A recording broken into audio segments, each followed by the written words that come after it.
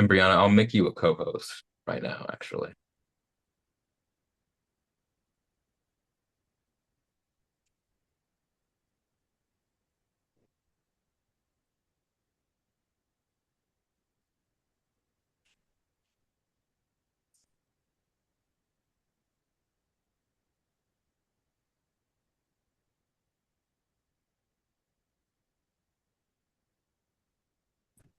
And the breakout rooms are also ready to go when you need them. Awesome.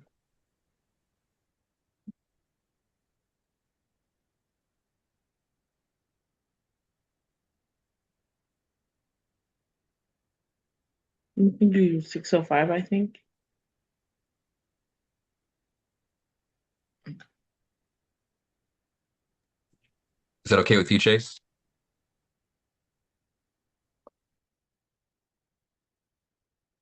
Sorry. Yeah, for sure. Sounds good.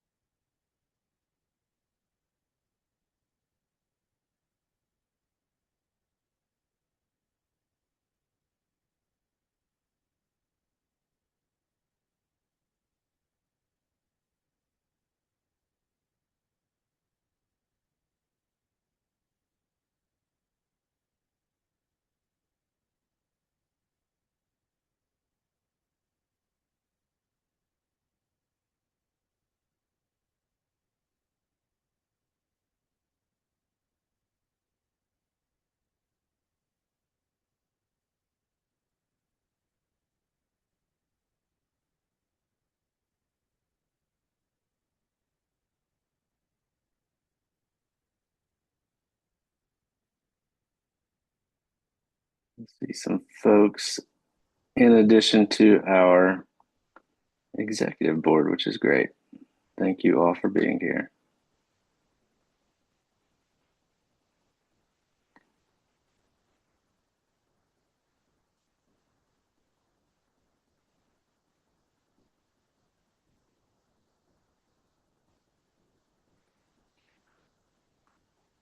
All right, well, I think we can probably get started. I'd imagine some people might trickle in.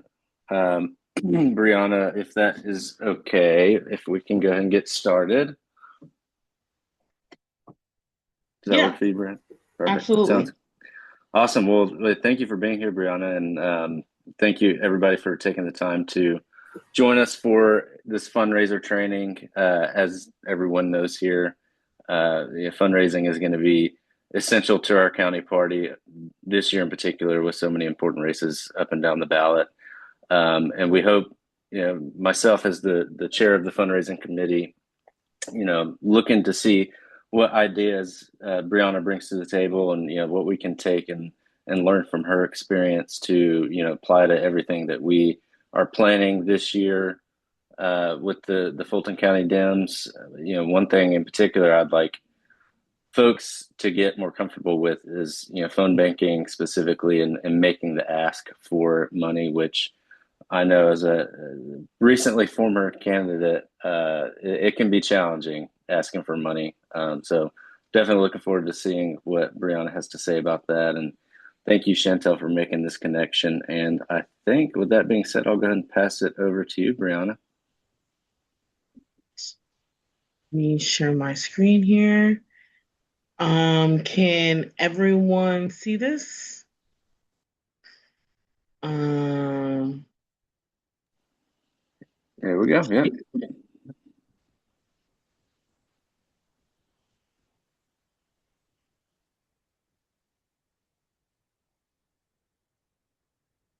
hmm. So good evening, everyone. Thank you so much for being here. I'm really glad to be with you all tonight and grateful to the Fulton County Democrats for creating space for this conversation. Before we get started, I want to name something up front. Fundraising can feel intimidating, uncomfortable, or even draining, especially when you're doing this work as a volunteer. Tonight is not about perfection or pressure. It's about building confidence, sharing tools, and reminding ourselves that fundraising is a form of organizing.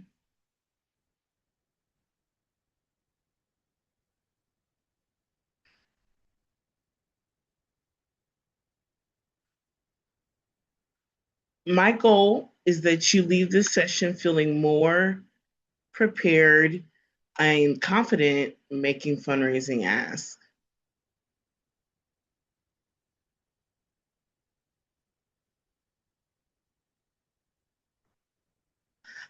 I want to start by resetting how we think about fundraising. A lot of us have been taught explicitly or implicitly that asking for money is awkward, transactional, or something only certain people are good at. But the truth is, fundraising is not about convincing people to care. It's about inviting people who already care to participate. When we fundraise, we're saying, this works matters, your involvement matters, and you have a role to play. That's organizing. Let's think back to when you were raising money selling chocolate as a kid. That presented an opportunity for folks who were already invested in your education and your long term success to give you a couple of bucks to support your football team, your volleyball team, your orchestra, or even your general education. I think it's really important that we don't forget that fundraising is something that we do have experience in, even if it is unique.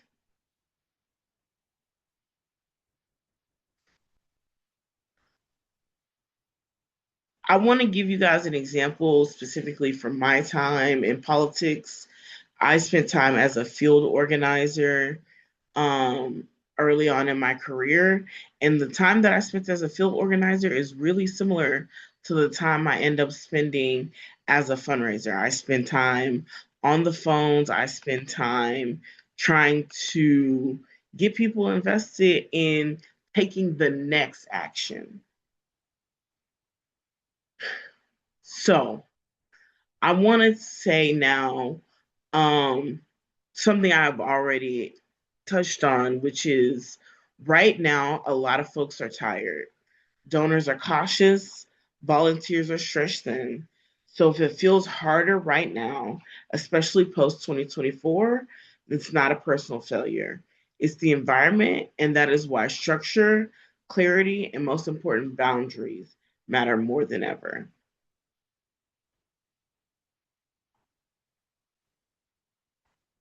Now we're going to move on to an interactive activity. I'm going to ask Chase and Franklin to put you guys into groups, and I'd like you to do two things. First, share one hesitation you have around fundraising, then rewrite a fundraising ask in your own words, something that sounds like you, not a script. You can start using this sentence. I'm reaching out because this work matters to me, and I want to invite you to be a part of it. And I'm going to put that right up on the screen here. So that's again one hesitation you have around fundraising, and then rewrite a fundraising ask in your own words. Something that actually sounds like something you would say in conversation, not necessarily like the perfect ask that you may have learned before. So I'm going to let you guys head off into your rooms.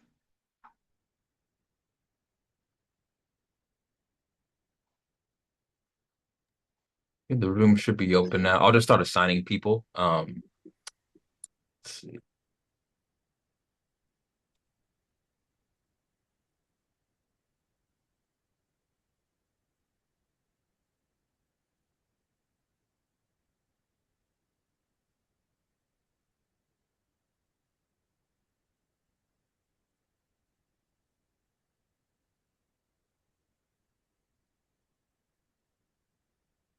And Brianna, did you want to go too? I am not going to go to a room. I'm just going Okay. to set a timer here. and then I want to give folks an opportunity to talk with less pressure. Okay.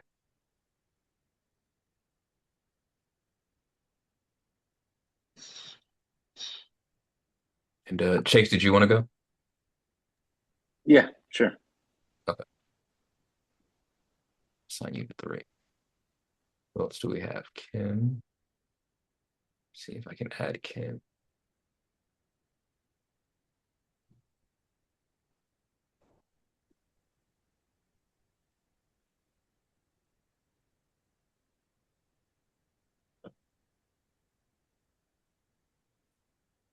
And I'll move you to room one.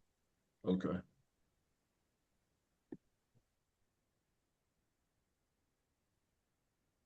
Right? And should be one. Ruthie. Her-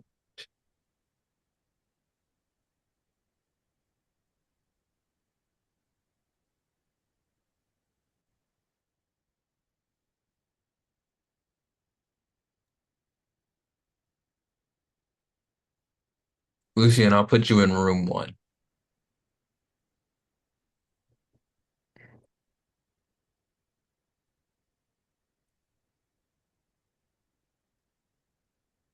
And Ruthie, you should be in room two.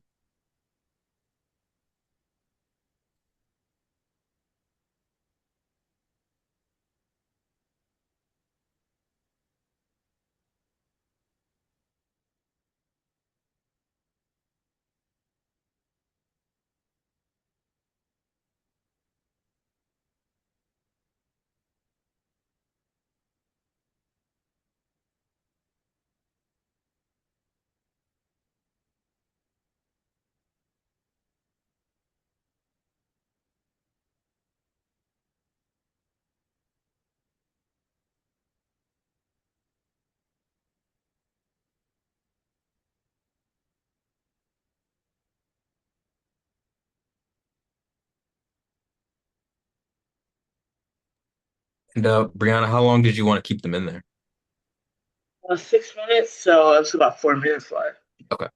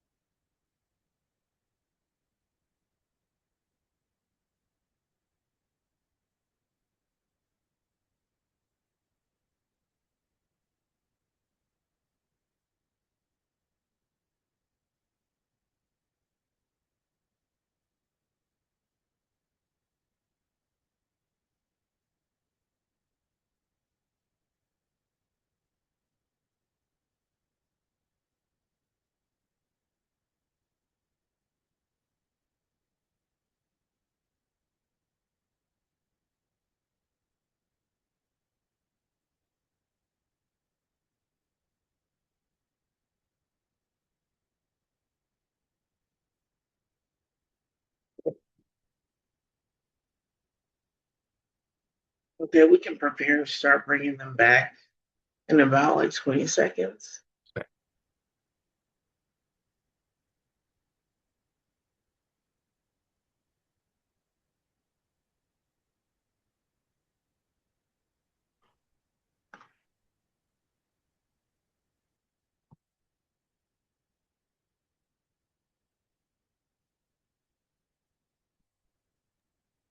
And are you able to make the PowerPoint any larger on your end?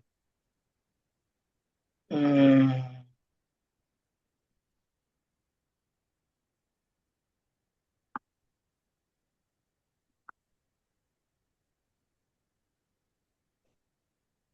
so are you seeing the four parts slide right now? Yes. And this is too small.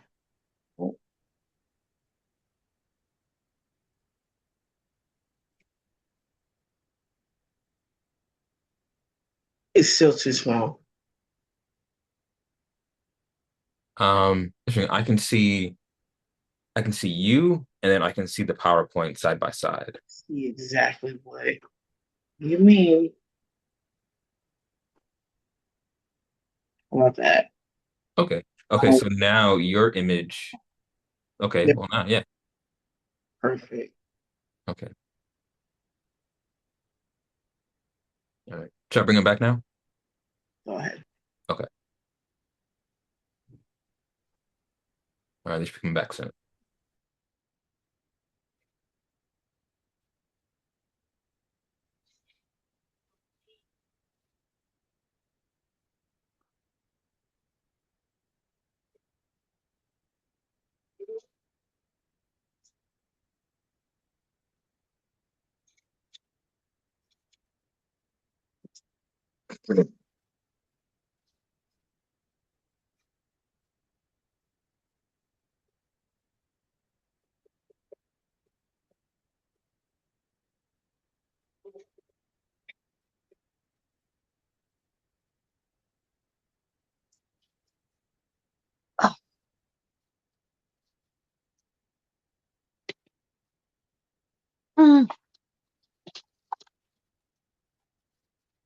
Okay, I think that's about half of everybody is back yet. There's still a few more. There they are. I got lost out of the room too.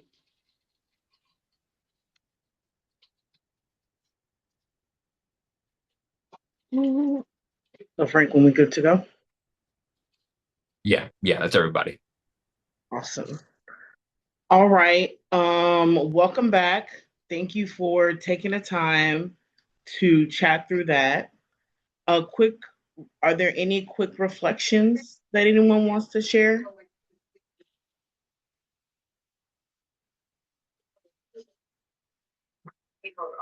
Yeah, I need to stop pushing buttons.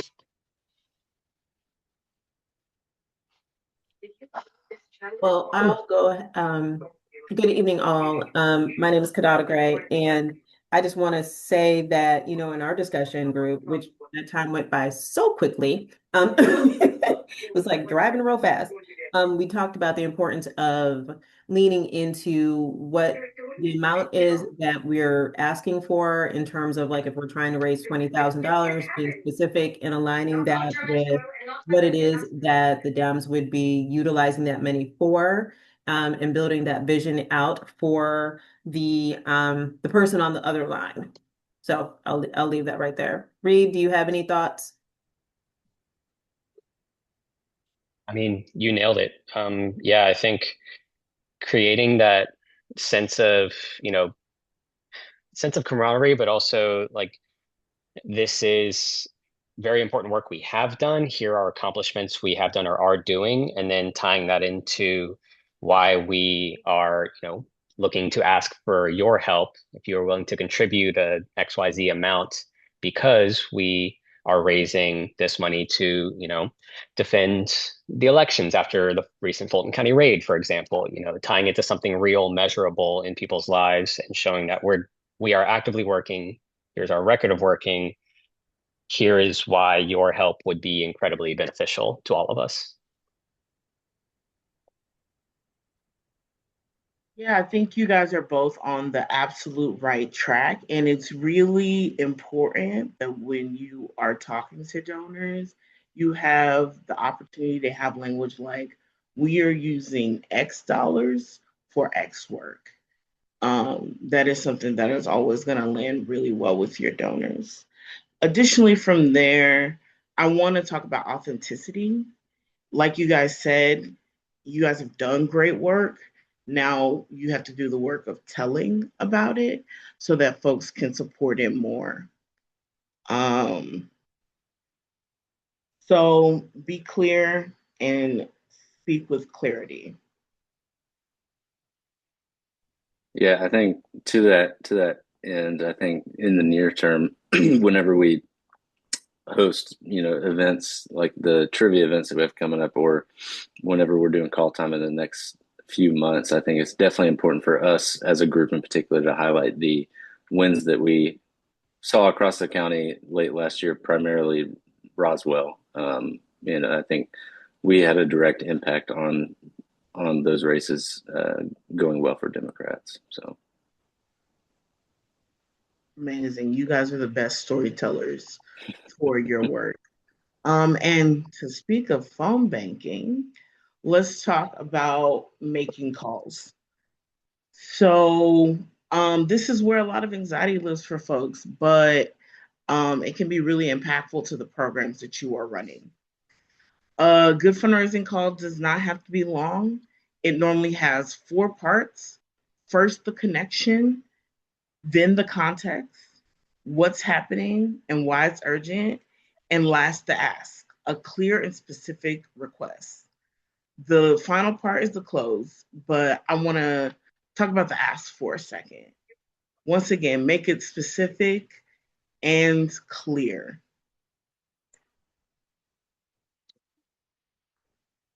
Now we're going to talk about hearing a no. Um, it's not failure. Silence is not rejection. Most people need first, they're going to need more time. You're asking people about their finances ultimately. So a lot of folks are going to need more time to evaluate if they can contribute. Some folks are going to need more follow up. And some folks are going to need just a completely different touch point, maybe an event, maybe their own phone bank, maybe a canvassing event. All of that is really normal. So when you get a no, don't feel like that's the end of the conversation. It might just be a pause for now. Let me tell you what this sounds like in practice. Say you're calling someone who donated last year but hasn't given this cycle. Your connection might be like this. Hi, Sarah. This is Brianna with the Fulton County Dems. I'm calling because you were one of our supporters last year, and I want to reach back out to you personally. The context would be we're 3 weeks out from the primary, and we're trying to reach 5,000 more voters in South Fulton. It's a tight race. The ask, would you be willing to chip in $50 to help us hit our goal? In your close, I really appreciate even if you consider this. Can I follow up with you later this week if now isn't a good time? Clear, kind, and direct. Like I said, your job on the call is not to convince, it's to invite them to listen and move on with clarity. And if you remember nothing else, clarity is kindness. I want to switch gears right now to burnout. It can be very, very real, but burnout doesn't mean you care less. It usually means you've been carrying too much for too long without enough support. I've seen it happen over and over again. Someone raises their hand to lead fundraising. They're excited, they're committed, but weeks later they're overwhelmed. They're making all the calls, they're writing all the emails, and managing spreadsheets. And more than anything, it introduces guilt for someone who has a passion for your work. Here's what I want you guys to hear: burnout is not sustainable. and it's not fair to you guys as volunteers. Sustainable fundraising means asking for help before you need it. It means saying, I can make 20 calls this week, not 50. It means dividing donor lists among 3 people and not just one. And it means, most importantly, you got to be honest when something isn't working, because pretending it's fine doesn't help anyone. Sustainable fundraising looks like sharing responsibilities, setting realistic goals, and letting good enough be good enough. You're more effective when you are rested, supported, and honest about your limits. Fundraising is a team sport, and you're not meant to do it alone.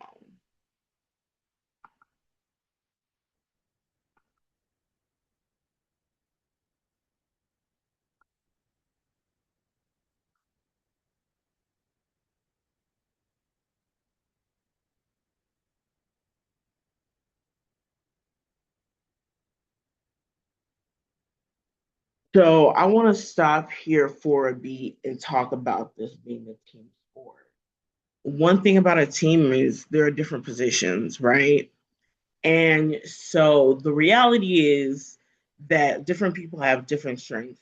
Someone may not be great at cold calling, but they are an ace when it comes to events and, getting on the stage and closing it out and making the hard ass. Some folks are not great at being on a stage, but are great with logistics to make sure your fundraising event goes off perfectly.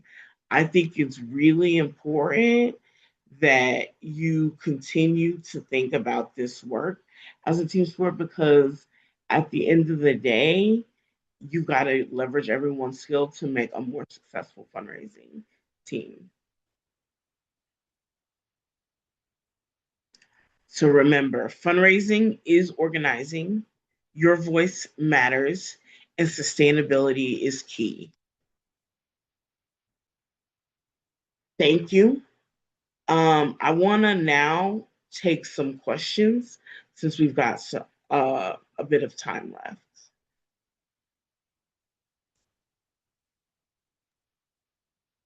Brianna, if I may, good evening again, everyone. Can you please introduce yourself to me? Because I don't know much about you.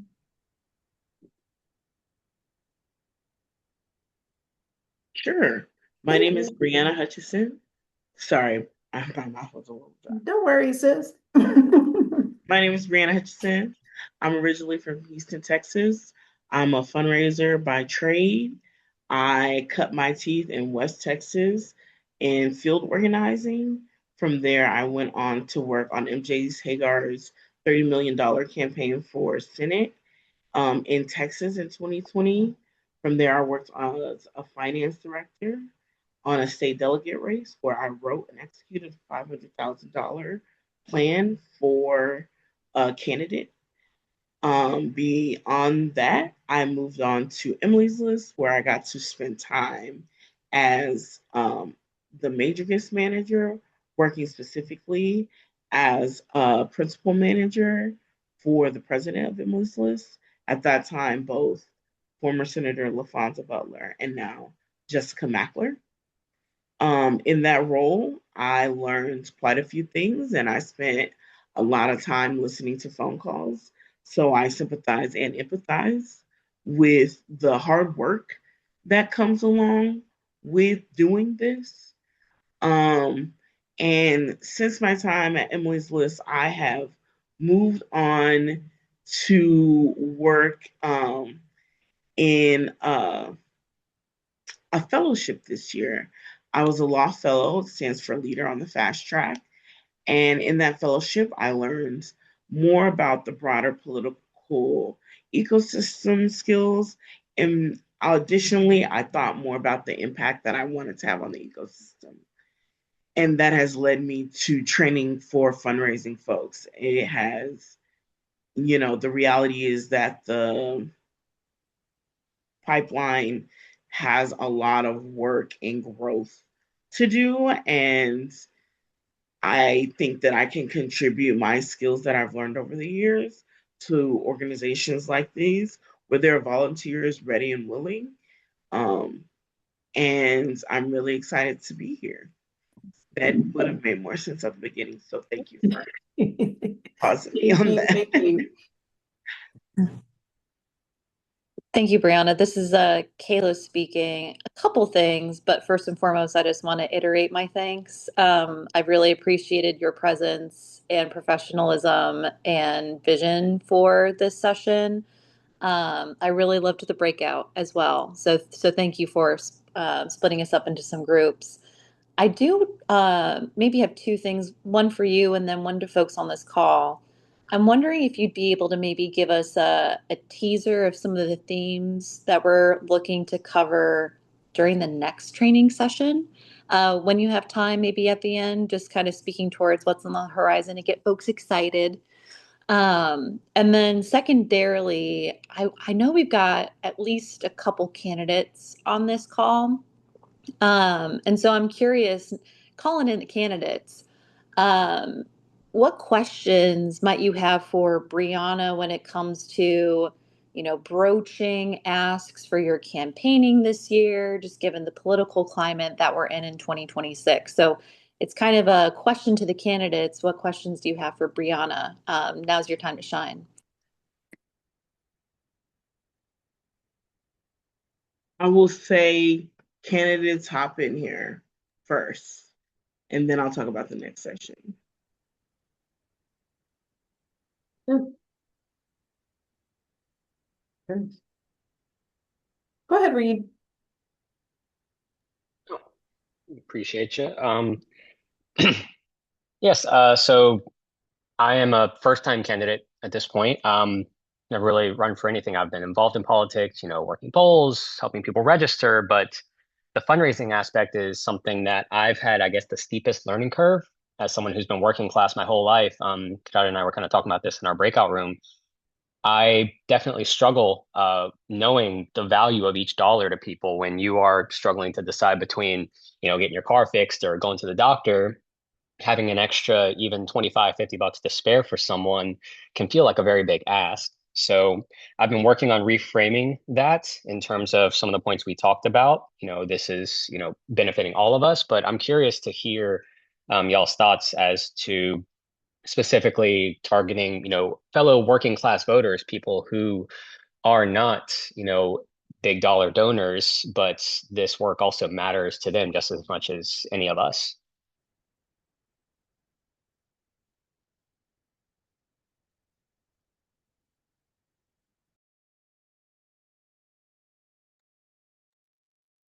I think a couple things are important, right? So, number one, it's important to absolutely realize that your request for money does not happen in a vacuum for folks. From the smallest dollar to the biggest dollar, there are a lot of other considerations that are made in a budget, in a day, in a week, in a month, in a year. So, you are absolutely nail on the head when it comes to the fact that people don't always have the money. I will say, try to meet people where they're at. If they say no to 50, say 25. They say no to 25, say, I'd love to do a $5 recurring give, but also create alternative opportunities. Oh, you can't do 25? Well, we'd love to have you in to phone bank for an hour, right? And that brings its own considerations, childcare, time off from work. However, it offers, as you said, working people a route into this work, whether it's a small dollar contribution or a couple of hours, putting together signs or making phone calls or knocking doors, which is my favorite form of voter contact. Wonderful. Thank you so much. I was just knocking some doors this past weekend. It's definitely my favorite too. But I appreciate that insight. And Yeah, it was a little chilly. It warmed up getting my steps in though. That helped. I wish I planned to knock doors today with the weather how it is, but next time, baby. Hello, everybody. My name is Ken Collier, candidate for State House District 62. My question for you, Brianna, is See, I am used to selling and closing on stage, especially high ticket products, or I'm used to selling and closing, period, as long as I'm selling something, right? Or offering membership. I don't have a problem with that. But when it comes to actually asking for a donation, that's where I'm a little bit hesitant. So, my question is, are there any compliance issues when asking for donations, or when offering maybe like a shirt and yard sign for each donation that you make or anything like that? Are there any compliance issues around anything like that? I would say your better bet is to set up a merch shop for those specific things. Um, but things like memberships, that's possible. It comes down to normally your email program where it's like, hey, come be a part of a founding member. Hey, Yeah. be a part of my leadership circle, where you define what they are to your campaign and you define their role without creating compliance issues and without creating more work for yourself, Okay. if that makes sense. All right. But Perfect. additionally, I want to say, like, when you were on the phone, you were talking about people's action for civic engagement, right? Like, knocking on a door is asking a voter for an action to civic engagement, going to vote. Asking someone to knock on doors is an action towards civic engagement. And lastly, asking people to donate money to you as a candidate is an action towards civic engagement. Okay. Thank you. So, Brianna, thank you for answering all of those questions. Again, I'm Kadada Esmera Gray, and I'm running also like Reed for Fulton County Commission, District 3. And so, thank you for your work at Emily's List. I knew you from somewhere. It's Emily's List. And so, as a woman, I just want to say that I'm finding, and I'm gonna expand it just a little bit, being from a cultural background where not asking for money is not inherent to my own particular culture. What have you said to candidates that are struggling in that space, and especially from a women-owned space? Because I know in my other life as a consultant, having to coach women through at the ask is a lot too, right? So what kind of advice do you have in that space? You muted. Yeah, I want to first affirm that cultural background and relationship with money is something that is real. Personally, I'm a first gen college student. I did have to sing and dance a lot for the money that got me into college. Yes. And it can feel like you're back in that predicament where your success depends on other people's willingness to give you their resources. And Hmm. so it's real. The conversation as a woman candidate is real and different. The barriers are higher. Um, Viability is something that it's kind of falling off now that we have more women in office, but viability is still something that women and Black women in particular face Hmm. as a barrier and as an expectation higher than their male counterparts. So I would say those two things to it. The challenge is real. The relationship with money is different. Um, and it's a numbers game, and you just have to knocking that phone door, dialing those numbers and saying, you know, this is a action that I'd like you to take.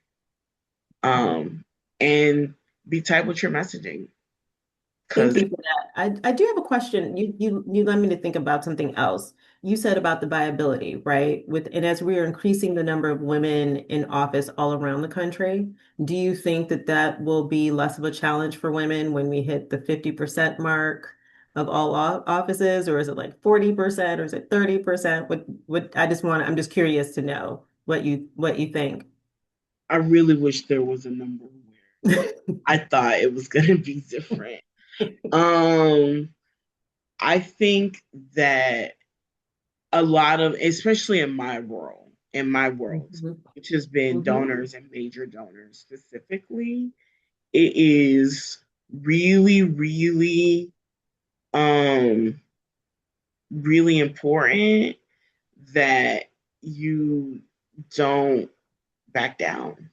I think Mhm. is the main thing. Did I answer your question? That was kind of vague.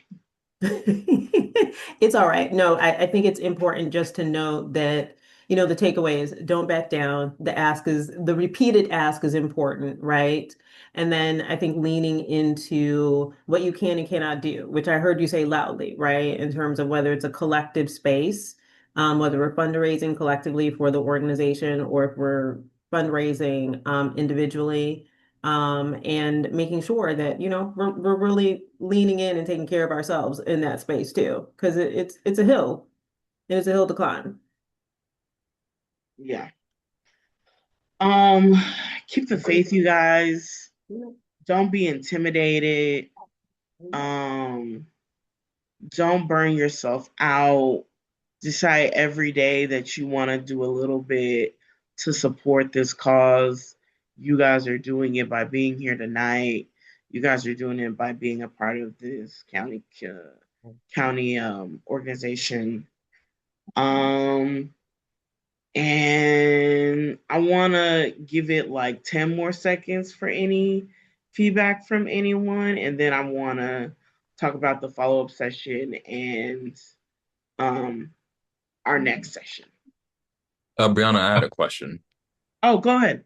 Yeah, sure. It was in terms of something you mentioned about storytelling and kind of being your own best champion. Can you talk more about, I guess, best practices towards kind of telling your stories, like either as a candidate or as a political organization? Like, how do you kind of build up that narrative for your audience in terms of like building that trust and relationship? I would say think of your favorite story yourself. So some people really love a hero's journey. Some people really love, underdog journey. But what I said in the beginning is authenticity. So be authentic with your stories. And then just, it's like writing an SAT paper, beginning, middle, end, conclusion. Um, First, I was activated like this. Then I started doing this. Will you support me doing this? Um, don't make it hard. Decide that decide what your beginning, middle, and end is. Get it, learns, get it in repetition. Okay. Thank you. Mhm. Cassandra. Cassandra. Thank you, Brianna. Can you give a quick example? You make the phone call, the person answers, and they say, "Hi," and you start your pitch. Yeah, we're in the middle of dinner, but you're gun ho to getting that script out. Can you talk about that a little bit? And what are what's a quick option for those who feel that the need to get that quick script out versus is there a good time to call you back or something like that? Um, yeah, so I would try to like sneak in exactly what you're calling for. Sorry there. So I would be like, "Oh, I'm sorry, it's dinner time, but I really wanted to talk to you about investing. Investing is like a ding ding ding word that people can hear. Investing in the future of democracy or investing in your local insert issue, you know? And just making sure do not impede on people's dinner. You don't want that reputation in the community. But just a little bit of like invest in this. Is there another thing is not can I call you back later? The better thing is to say when's a good time to call you back. Um just a little invest, when's a good time to call you back? Just a little twist in your language can really make those like 30 seconds valuable.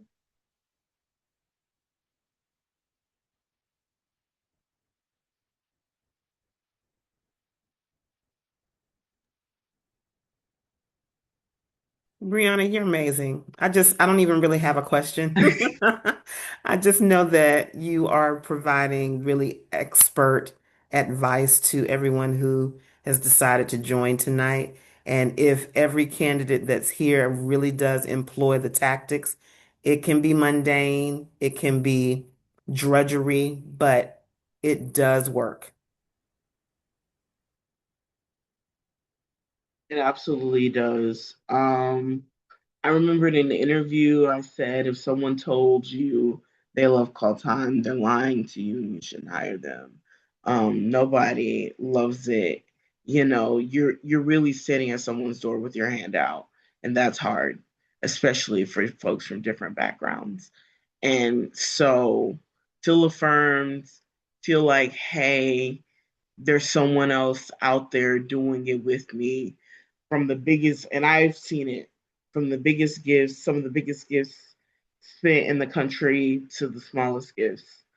It is hard to ask folks to invest, but it is righteous work.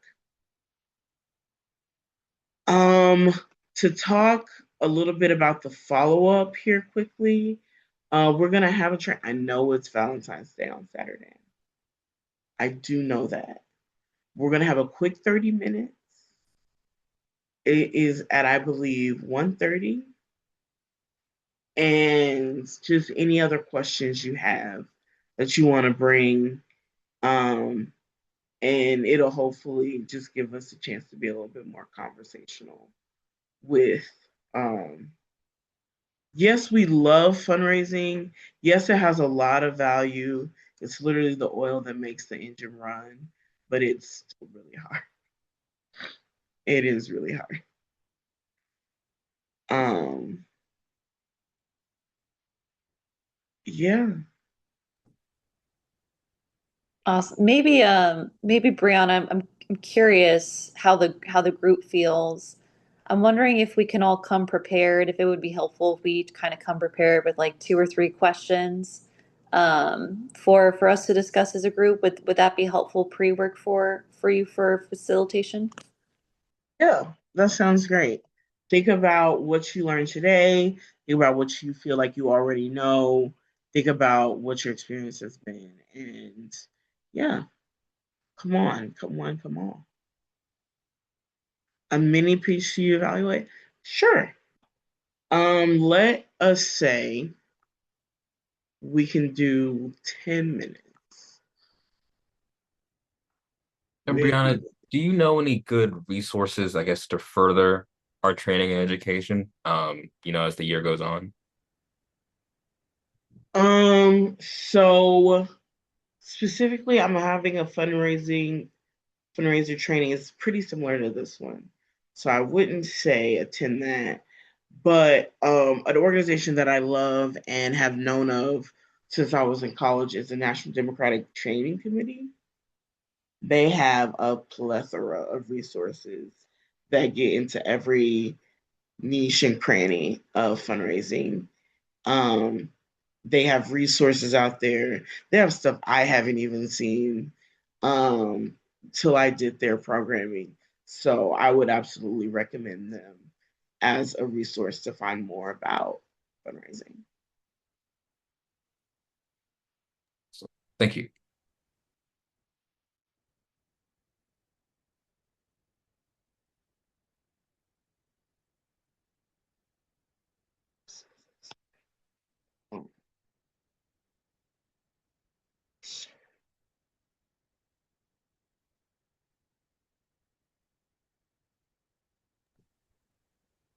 Chase, would you like to help close us out?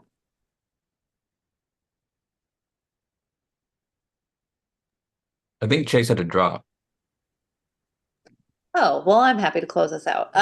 Sorry, I didn't realize that. I'm on my phone traveling for work this week, y'all. My apologies. But no, Brianna, thank you so much again. And seriously, for the folks who attended today, thank you for your thoughtfulness and your feedback and your passion and interest in fundraising and learning and growing. So I selfishly am really excited for Saturday's session. I know I'm going to come prepared with a couple follow-up cues. But more importantly, I look forward to continuing the conversation next Saturday. I hope you guys have a great evening. You all. All right. Take care. Thanks, y'all. Thank you.